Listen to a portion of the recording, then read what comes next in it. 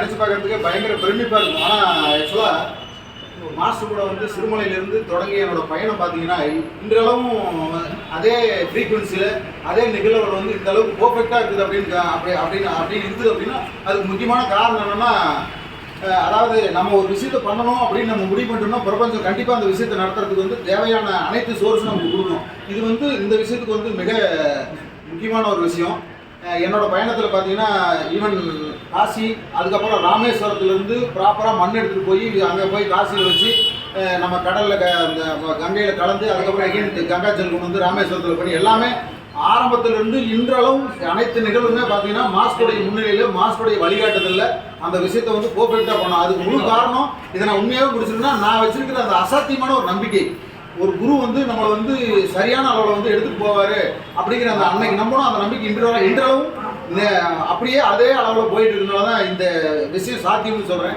இது அதாவது அதாவது பணம் காசு பொருளாதார எத்தனையோ எல்லாருக்கும் இருக்கலாம். ஆனால் இந்த கொடுப்பினை அப்படிங்கிற ஒரு விஷயம் வந்து அந்த குருவுடைய அருளாலையும் நம்ம அவர்கிட்ட எந்த அளவுக்கு பற்றுதலோடு நடந்துக்கிறோமோ அதால தான் நடக்கும் அப்படிங்கிறது நான் தான் மிகப்பெரிய முன்னுதாரணமே நினைக்கிறேன். இந்த நிகழ்ச்சியை நினைக்கும் போது உண்மையிலே நிஜமே நேற்று வரவே பார்த்தோன்னா என்னோட உடம்புல பயங்கரமான ஒரு வைப்ரேஷன் தான் இருக்குது.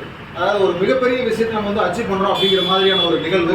ஸோ இதில் என்னென்னா நம்ம கூட ட்ராவல் பண்ணக்கூடிய இந்த நிகழ்வை வந்து உணரணும்னு நினைக்கிறவங்க எல்லாருமே பார்த்தீங்கன்னா மாஸ்டர் கூட ட்ராவல் பண்ணிங்கன்னா டெஃபினட்டாக அது கிடைக்கும்.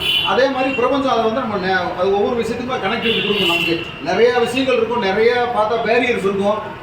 எனக்கு கூட பேரியர்ஸ் இருந்தது தான், அதெல்லாம் இல்லைன்னு சொல்ல. பட் அட் எனி காஸ்ட் நம்ம ஒரு செயலை செய்து முடிக்கணும்னு அது ஒரு பர்ஃபெக்டான ஒரு ஆம்பிஷனை வச்சுட்டோம்னா கண்டிப்பாக அது எத்தனை தடைகள் இருந்தாலும் அதை நிறைவேற்றி கொடுக்கணும் அப்படிங்கிறத என்னுடைய இந்த 12 ஜோதிலிங்கத்தையும் முடித்த அந்த அற்புதமான நிகழ்வுகளை நான் சந்தோஷத்தினுடைய டாப்பில் சொல்லக்கூடிய ஒரு முக்கியமான விஷயமா இருக்குன்னு நினைக்கிறேன்.